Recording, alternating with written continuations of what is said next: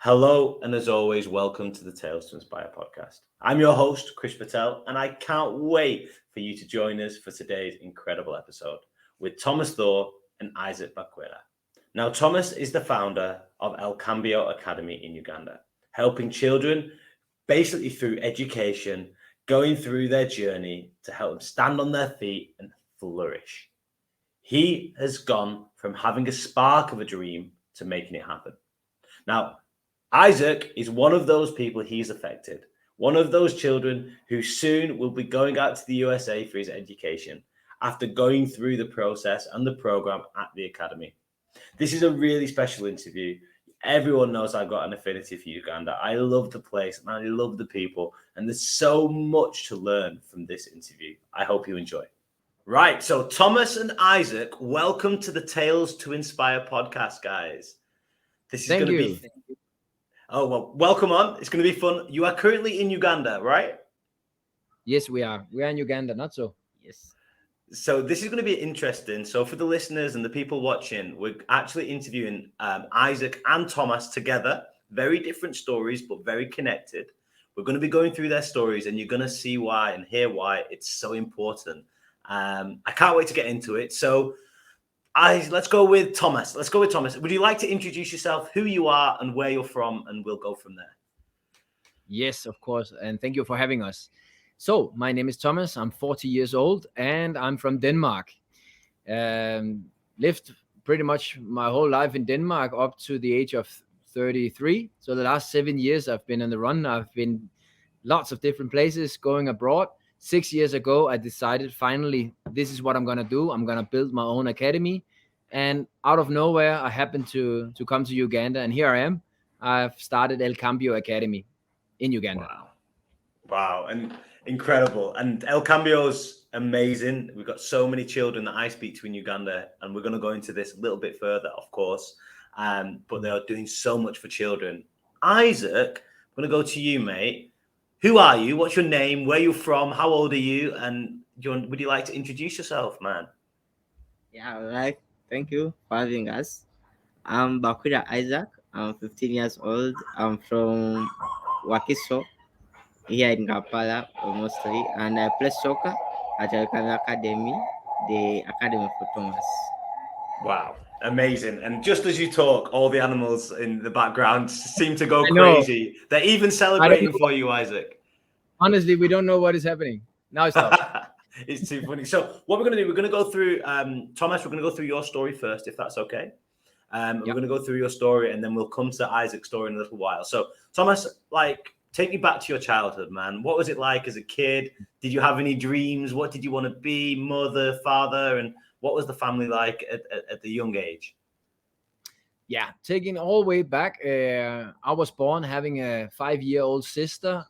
I felt at the time that I wasn't welcome. So it's a little bit of a tricky story, this. But I also think that one of the reasons why some people take different paths in life is because of their background and their upbringing. So for me, I was brought up in a family where everybody looked at it and said, wow, what a nice family. Everything was just right. My father, he was a former professional player, football player, and he was a sports journalist. He took me to different events. I was in the sport and with the famous people. So from the outside, people would say, wow, Thomas, he's a lucky guy.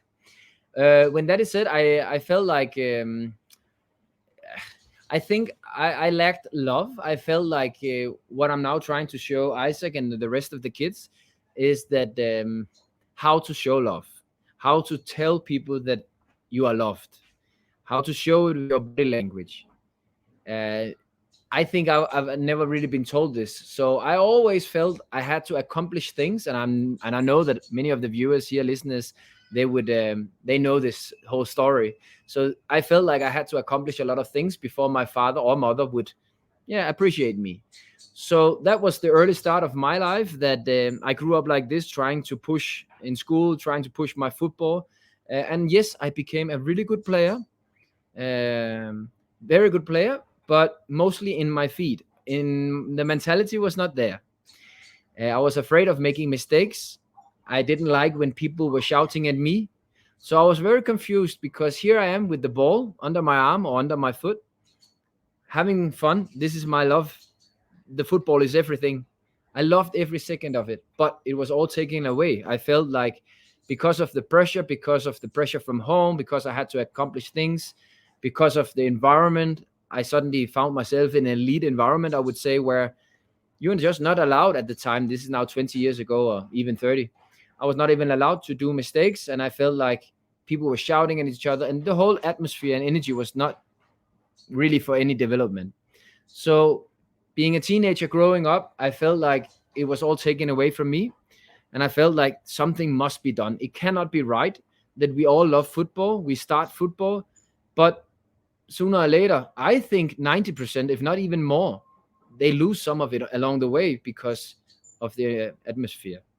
So that was pretty much the beginning of the story. And that is why I find youth development, where you combine charity work and elite football, because this is elite football as well, very fascinating. Because now finally I can set up a place that would have given me wings to fly, because this is exactly what I need, a comfortable place where I feel safe and loved. But of course, Isaac next to me and so many other kids we have, boys and girls, they also feel under pressure because there's a lot to accomplish.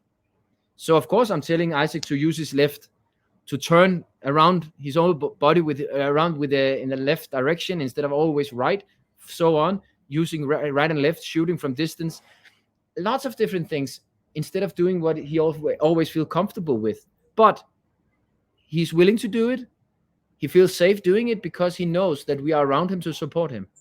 I never did that. I never had that feeling. So growing up like this, I lost it all, but some reason I stayed. I stick to football, found my way. And yeah, I've done so many things in football, and now I'm here in Uganda. Thomas, when you talk about you lost your way, so when you got to the elite part of football, did you get told you weren't wanted anymore? Did you get injured? Did you just fall out of love with it and have to do a completely different job? Or what happened in All that of it. stage? All of it. The thing is that I think all of us who knows about this feeling, we can tick all the boxes that you just mentioned. Yes, I got injured all the time. I'm sure that we also sometimes get injured because of our mental status. Because I would really like to play, but I also knew that whenever I got injured, that was my free space. Now I didn't have to step on that pitch. At that time, I could not see that. I thought I was just injured, but I think my mind played me and made me more injured than I was. Not that I wanted it, but maybe subconsciously, this was a way out of all the pressure.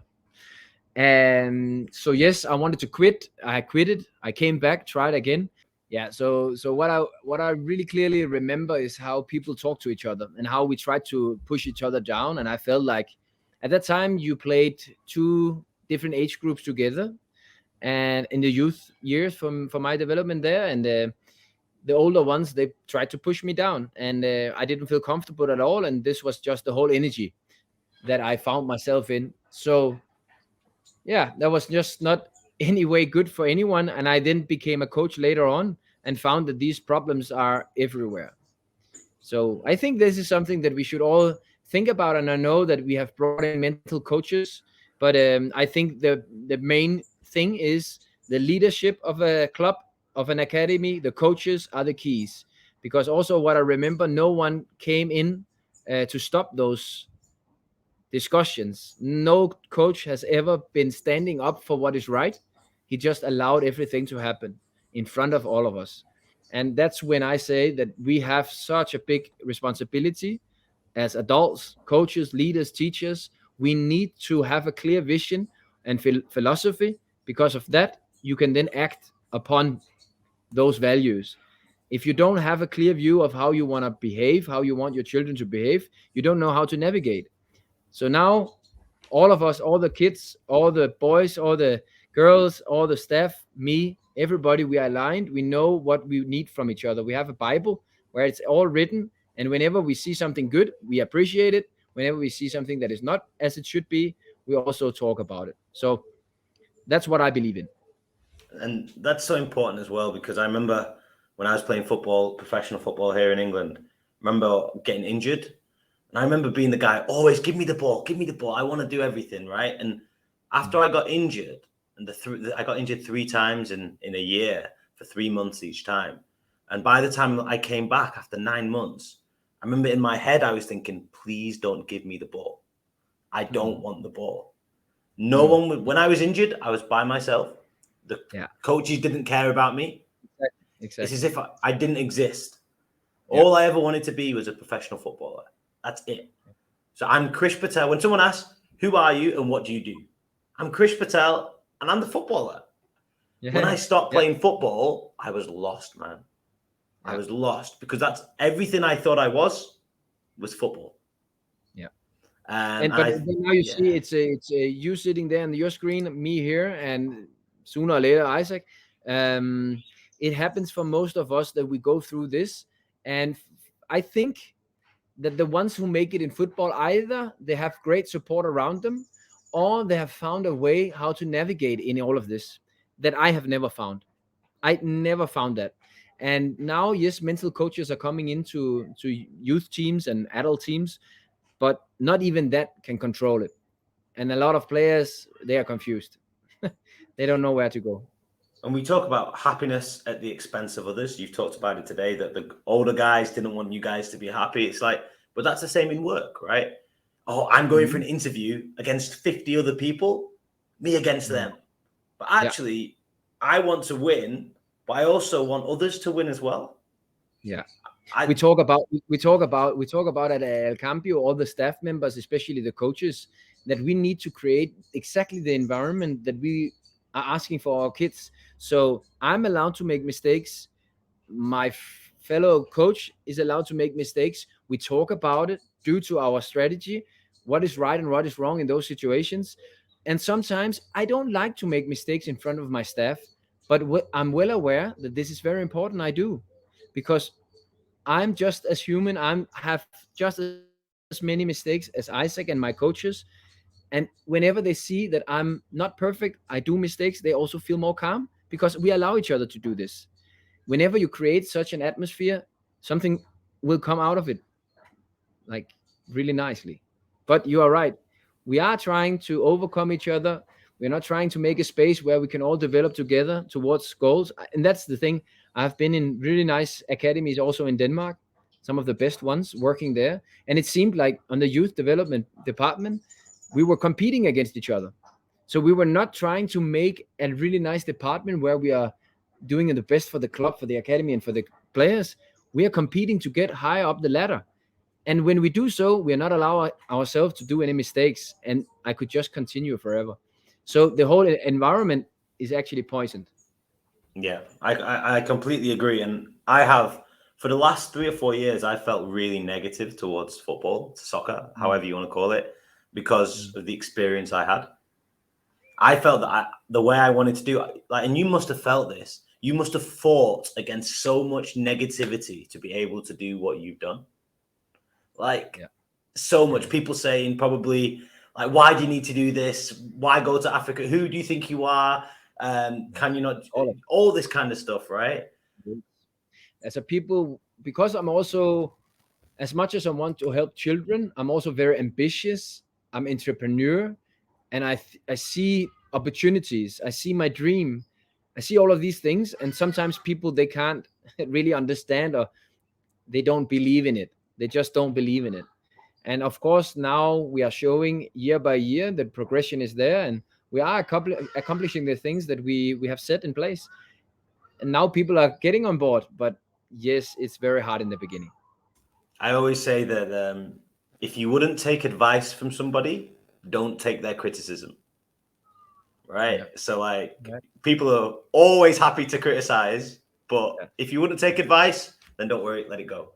Because actually, but it's hard. It's hard. So, Thomas, you talk about your coaching in your 20s and your I assume your 30s. Then how does the Uganda bit? How does this all come about? Yeah. So I've done a lot of different things, but let's just stick to the football coaching part of it. I worked in FC Nordsjælland. FC Nordsjælland is known as a real talent development club where we play. I say still we, but they play with the youngest squad in the Danish Premier League. They have different academies running really well. I worked there for some good time, and of course, I learned a lot. At the same time, I felt like there's more to it. It's not just football. And even this club is also found in Copenhagen, just north of Copenhagen, a wealthy place. I felt like I need to make a bigger change. And just running 8 to 5 or 8 to 8, we work a lot in football, and we don't get paid as we work. But it was not enough for me. I didn't see myself working the next 40 years going to train Danish kids who, if they don't find it in football, they find it anywhere else. I felt there's something more to this in my life. I went online and suddenly I came across Right to Dream Academy in Ghana. Right to Dream Academy has been existing now 24 years and built up by an Englishman called Tom Vernon, and it's amazing. It's by far the biggest and best and most healthy academy across whole of Africa, no doubt about it. By far the best academy, and we have only existed now 4 years almost, and I consider ourselves as the younger brother with a lot of power and speed, and but of course they're a big difference. But I went to Right to Dream, and this is where I found the passion. This is where I found what I want to do. So I stopped at Right to Dream after half a year. I found out how you can build it all up. Not saying it's easy, but at least I had an idea of how to do it, and I've seen the picture. I've seen Right to Dream. I've seen how crazy that is and what we can achieve with young kids here. So I stopped at Right to Dream, and I looked for a place. I wanted to set it up in Central America. Later on in South America, in Colombia, I came up with the name El Cambio, in Spanish meaning change. So I was about to fly out. Suddenly someone called me up and said, Thomas, why do you go to Colombia? Why don't you go to Africa? And I was like, Africa, yeah, I've been to Africa several times and I actually liked it. I saw the potential at the time when I was there. And he had a connection. I went to Uganda because his connection was here. And from there on, step by step. And yeah, here we are. So what did it start with? Was it literally you set up some football coaching schools in one place and you invited a few children and that's how it worked? Or was it just you funny. Or how did it work? Yeah, because I wouldn't say it's easy today, because always along the road and it always will come new obstacles. But of course, the initial process is so hard to figure out. How do you start an academy in such a foreign country on a continent like Africa, like Uganda? It's very hard to figure out, how do I get the funding right? Where do I start even? Just before this interview, I had another talk with, he was a Dutch guy. He wants to set up his own academy, and he has been following El Cambio, and he wants a few advice. And of course, his question was, as you said, but how did you start? Where do I get this whole started? And for me, I was fortunate that I started up with a Ugandan. So someone from Denmark pointed me in the direction of Uganda and a specific guy who had already established a football academy here. So for me, coming within a split second, I had 30 kids, I had a building, I had everything. So that worked for me and for him and for that academy for 1.5 years. But it's not easy to team up with someone from another culture with a different mindset. Not saying that I'm right or he was wrong. It could be both ways. But definitely it didn't work in the end. So we had to stop. But those 1.5 years taught me so many things. Yes, I had to leave that whole academy, start from fresh. But the fundraising machine has started already. And I could just continue building on that fundraising machine, I call it, and then start it all up on fresh. So I was lucky, and people can do the same. They can start with someone for some time, and then they find their own way after some time. And so, El Cambio, what do you do? What's your vision, your mission? What is it that you guys do as an academy? None less than Isaac. My dream for him is, if he wants to, if it's his passion, it could be to become the president of Uganda. It could be to be a minister. It could be to make influence on a high level so that we can really see the impact in Uganda, especially for me, for kids. But of course, if Isaac choose one day, remember, we have lots of kids. We have boys and girls, so it's not just on Isaac. But the whole idea here is to, our slogan is future African leaders. So it's not just about football. For me, the ambition and the vision, hope and dream is not for one of our players to go pro and play for Barcelona, but use that platform for something that is even bigger than himself. Someone can make a change on a high scale because of his position. We have seen it with so many footballers. We all know it. They come back to their country, they make a huge difference. And this is exactly what we're aiming for. But to do so and to achieve these goals, we need to invest heavily in few. Right now we have 37. On a maximal scale, in 3 years, we have 75 kids. So we are not an organization with 200, 300 kids, but we invest a lot in them in different ways so that they can become those future leaders. Football is just a machine, it's just a tool, it's just for them to create network, passion, and then build on from there. So hopefully Isaac and others, they will go and make great things for other people. Honestly, Thomas, first of all, I just want to say thank you, man. Thank you for doing this. Like, you are a leading light. It's so hard. You're a pioneer to show people. I know Right to Dream have done it, but we can have millions of pioneers showing people that you're showing people what can't be done. You know, what everyone says you can't do it. I'll prove to you you can, you know. So amazing. And I want to really talk to Isaac. And Isaac, we're going to jump into your story a little bit, if it's okay. So I know we've talked about the boss here, the leader, the man, the person who started El Cambio, but you are one of the guys who've come through the academy. Isaac, tell me a little bit about your childhood. Where did you start? How many brothers and sisters? Your parents, and tell me a little bit about that, if you will. I was born, but unfortunately, when I started understanding really well, I found out that I didn't have my parents, both of them. So I grew up with my sister, one sister and two brothers, and then I'm the youngest. I grew up from my grandparents' homes, so it was not that easy, as you can see, as everyone can think about it. And then later on, I went stay with my sister. Then after I joined a bit of playing, I started playing soccer in the local team just near behind our homes. I could play a little bit just to enjoy, to sweat a bit, and then go back home to do the housework. And how did you hear about El Cambio, or how did you meet Thomas? How did you start? How did that journey begin? Later on, when I was in primary 4, I started playing soccer. Yeah, the real soccer. I joined an academy back in our hometown. I started playing. Then I played. Then once I went to a tournament, I was playing, and then fortunately I saw one coach from Cambio. They were scouting on a scouting program, and then they came to our coach. They invited us for trials in Masaka. Then I went for trials. There are a lot of children, many who are coming to find a chance, but some didn't make it, and the few who make it, I was among of them. Then I was called for another trials at El Cambio, at the area place where they are dwelling now, and I played. It was for 2 weeks. Fortunately, I was lucky enough to join El Cambio. Lucky and good enough. Yeah. Yes, both definitely. Now, how old were you, Isaac, when you first joined? I joined El Cambio when I was 11 years old. 11. So you've been there for 4 years.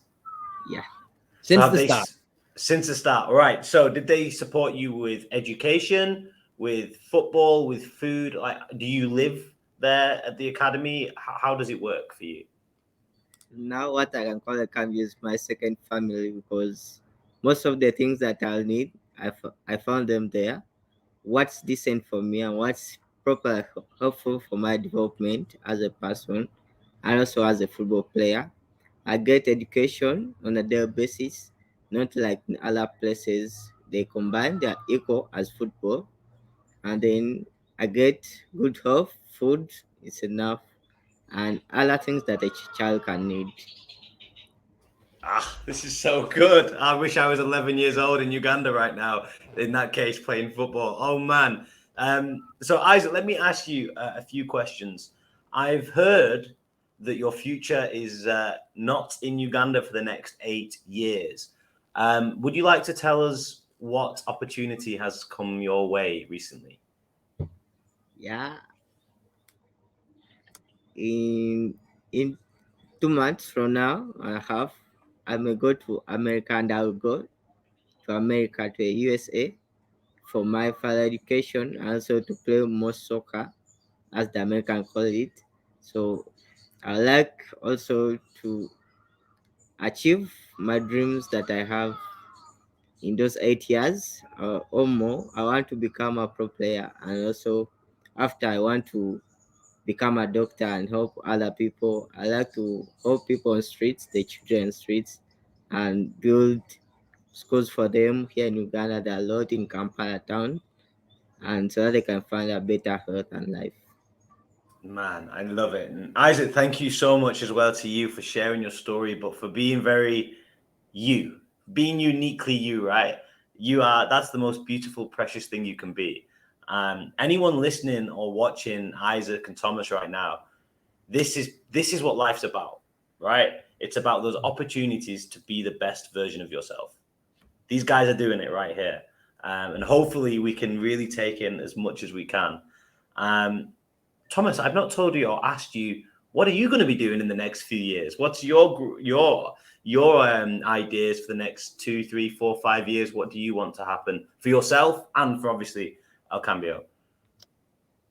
So we are running on a high speed, and lots of things are happening all the time for us. So on a personal level, I would say find back to some healthy lifestyle because I've been working too hard. I've put myself under too much pressure. So I just had this interview just before this call, and I had one advice for him. This guy, he was 30 years old. He has these ambitions of going abroad, making an academy. He was very passionate.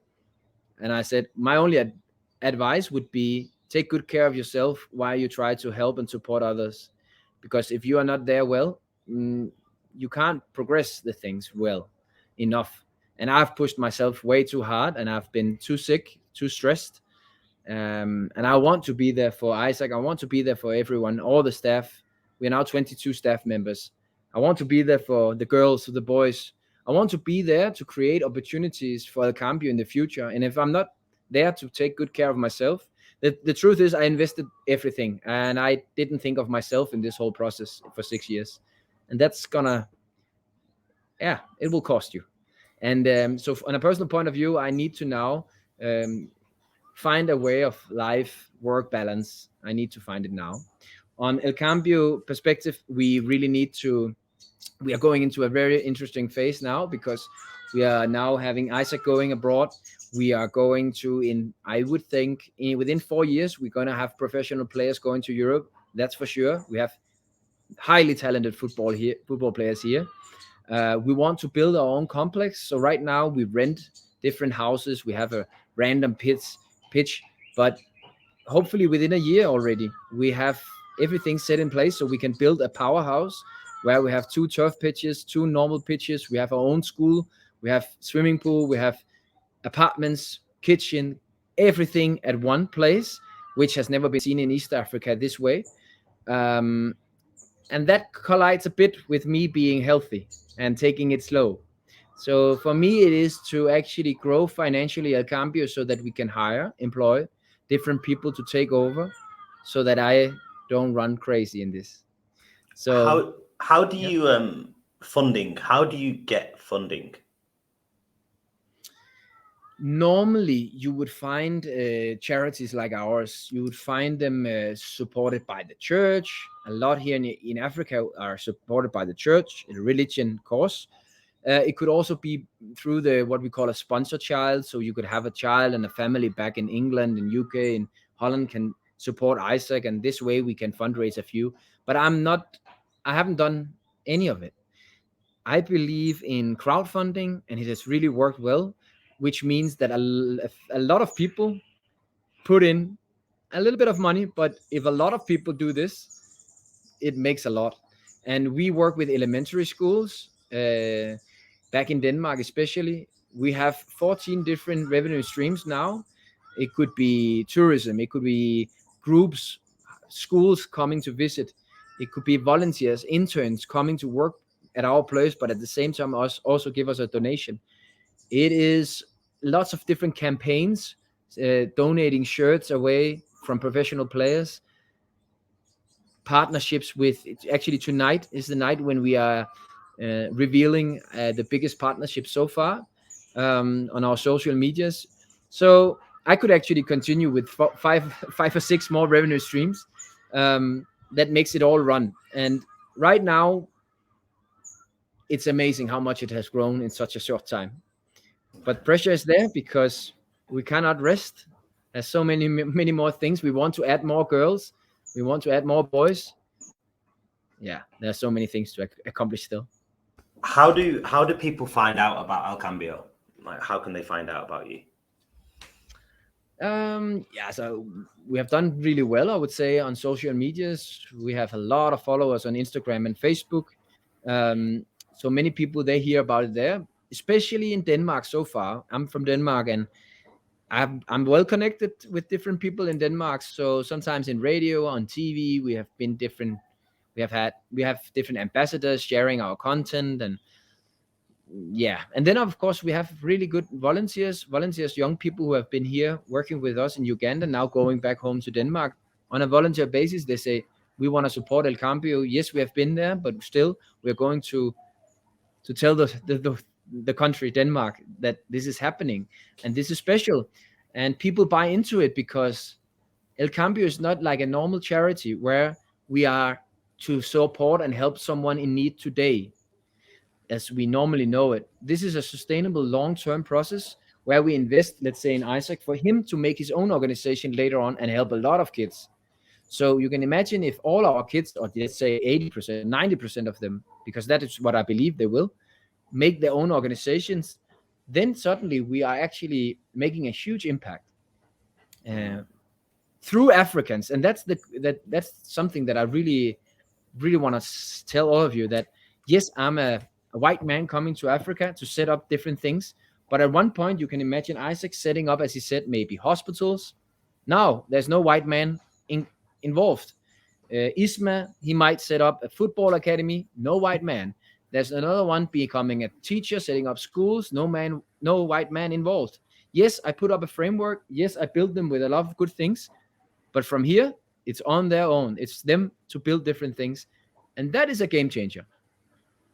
That's really interesting, because lots of people, when I was in Uganda, I would get the negative side of it. People would say, oh, you're trying to, this white savior kind of trying to save, but it's actually, the intention has never been that. It's just been to, and you can see it here, is it's sustainable. You want to create a model that may not be there for them to be able to sustain themselves.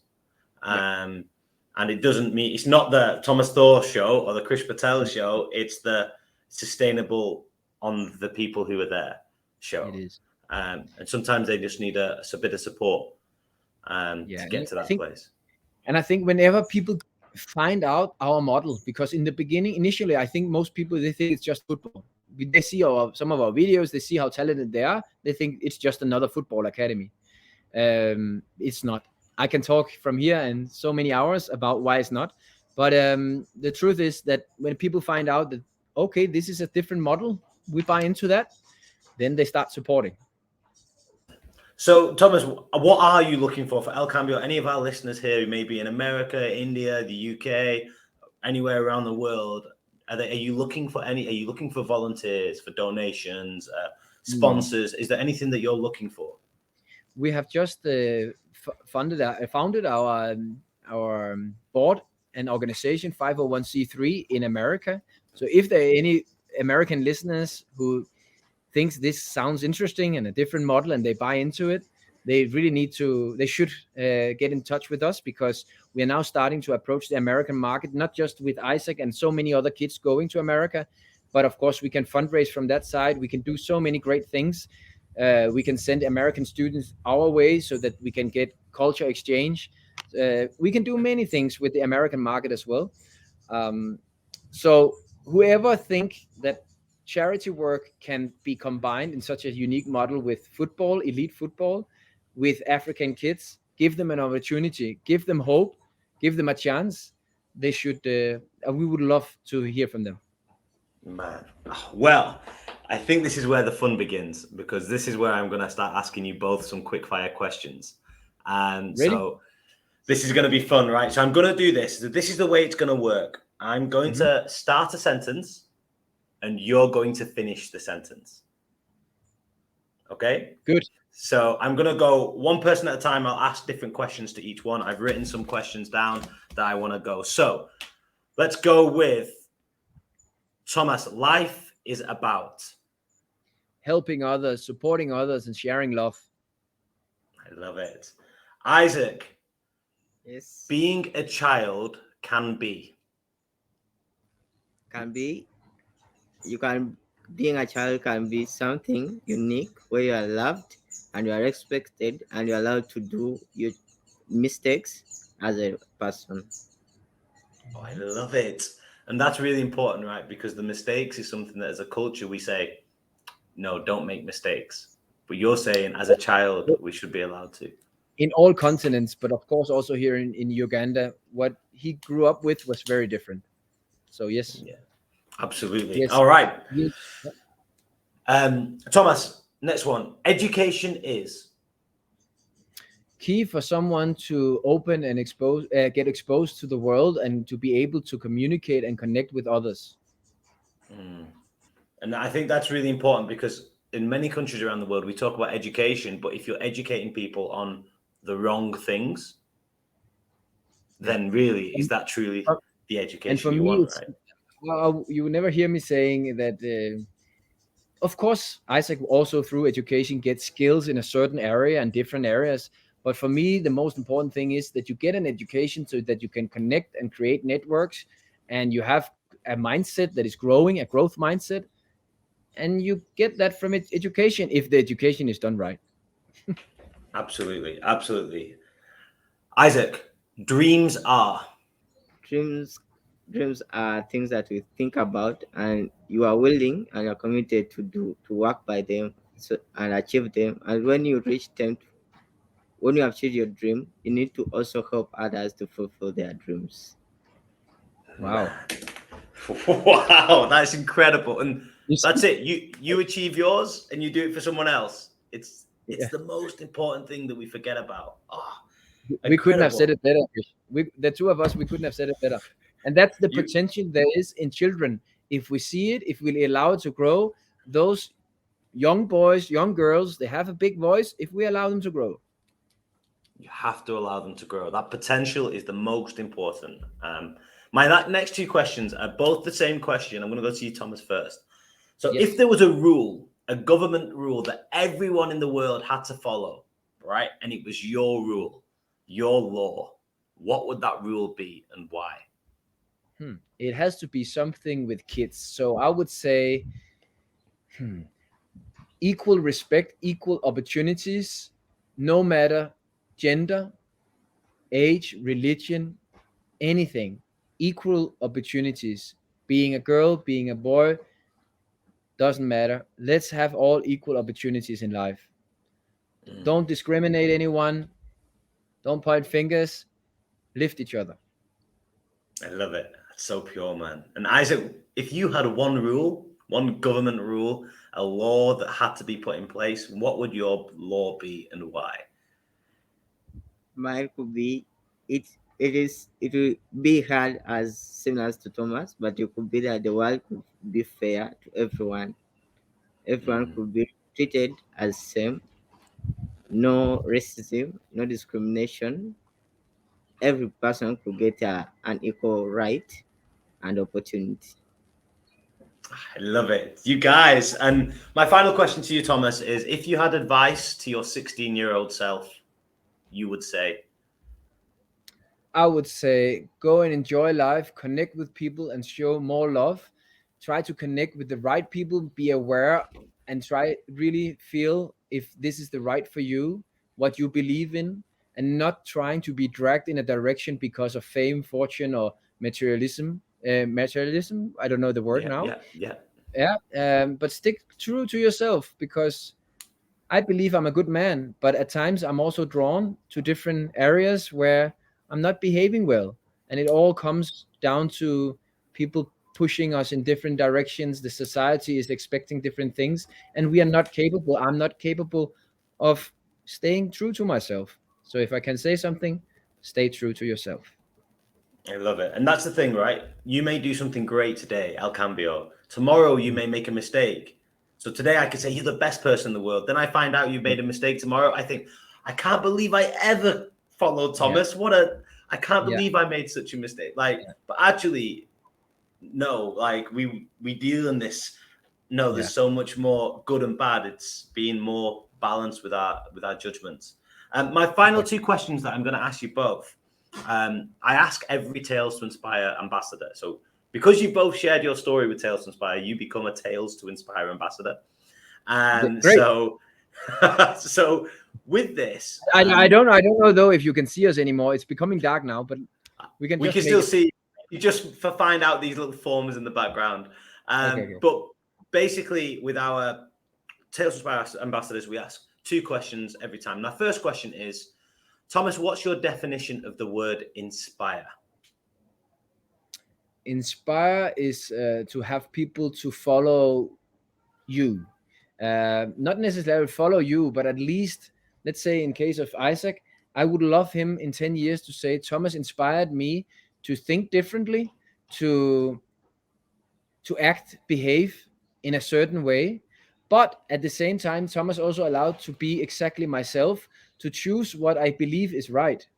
So inspire is not just to get people to follow you, but to make, how can I say, thoughts running and in different paths, so that you become creative and find new solutions, and hopefully for the better.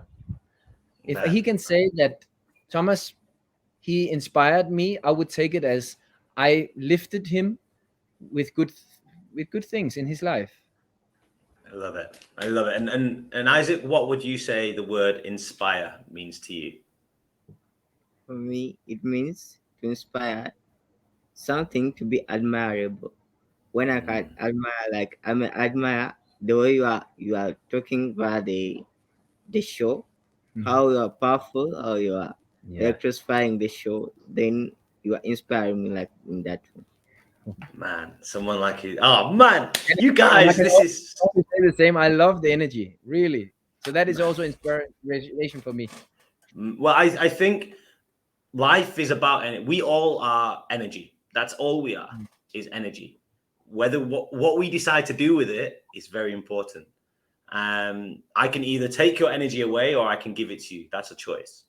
But you have given it to us. Thank you for that.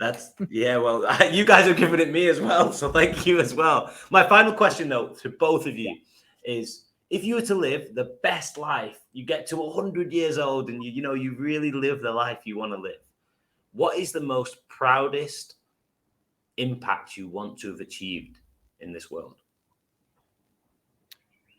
So my dream scenario, I can say, is in 20, 30 years, from now, is to establish my own family. So far, I'm single.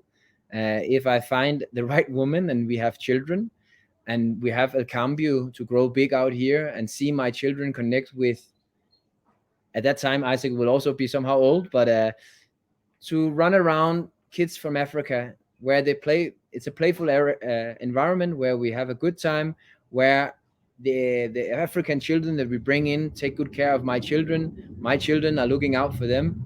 They do good things in the world.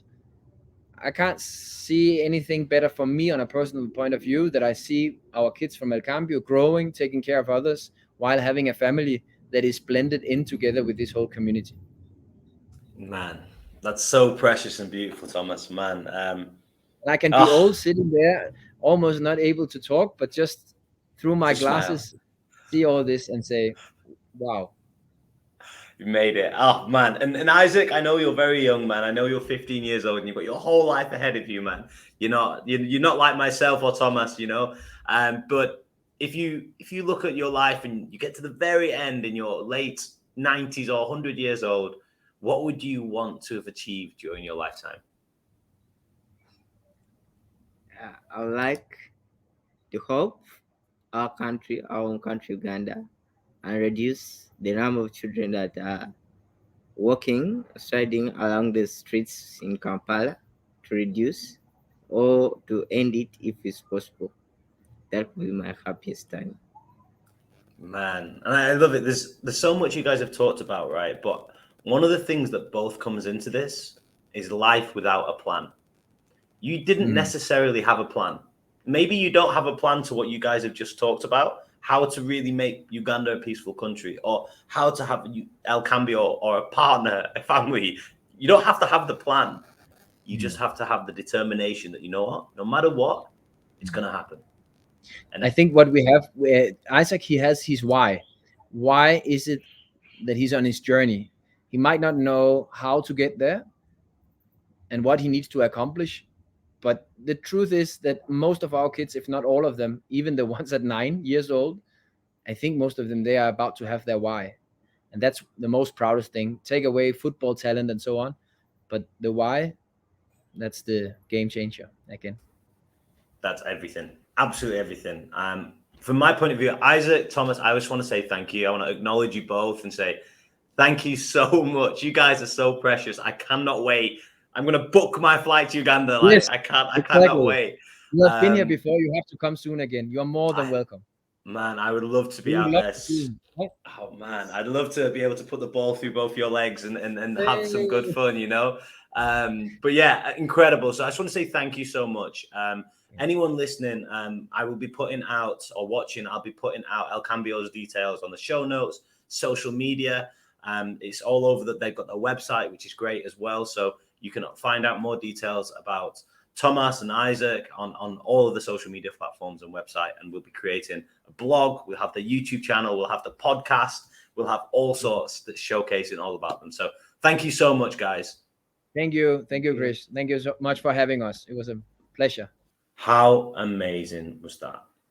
Thomas and Isaac and the genuine connection shown during this interview is something to treasure. I hope you took something from that. And also the fact that when you do something for others, pay it forwards. Do something for someone else. Not happiness at the expense of others, happiness alongside others, so that you can help support others too. Isaac wants to go back to Uganda and support others during his process. It's not instead of them, it's with them. And that's something we can all take into our everyday lives. Everything is connected no matter where we are. And that's something to really ingrain no matter what we do. Anyway, I hope you enjoy. Let us know what you think on Apple Podcasts, Spotify, or wherever you listen to our podcast episode by rating, leaving a review, and getting in touch via our social media channels at Tales to Inspire. Thank you as always, and we appreciate all of your support.